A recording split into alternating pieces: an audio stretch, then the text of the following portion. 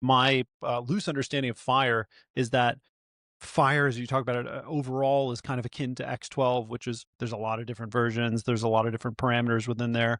Is there moves towards this concept of an implementation guide so that there's a lot less variety between the implementations of FHIR?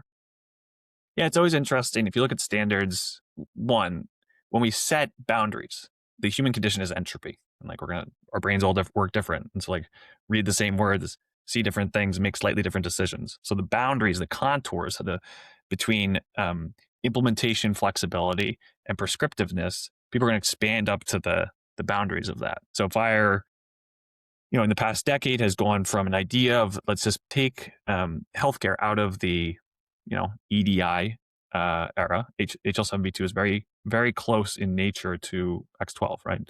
Graham Grieve and a bunch of people said, okay, let's take that, all this clinical data that's being shoveled.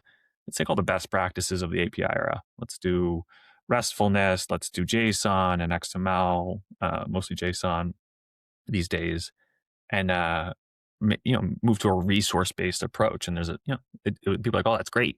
That's cool. We can start to use internet native technologies. Everyone's using TypeScript and Node, so that makes it really easy to parse and use in newer technologies. There are implementation guides that further specify this big sprawling standard. FHIR is huge, and some things are really well defined, and other things are really nascent and still need a few iterations to get to normative.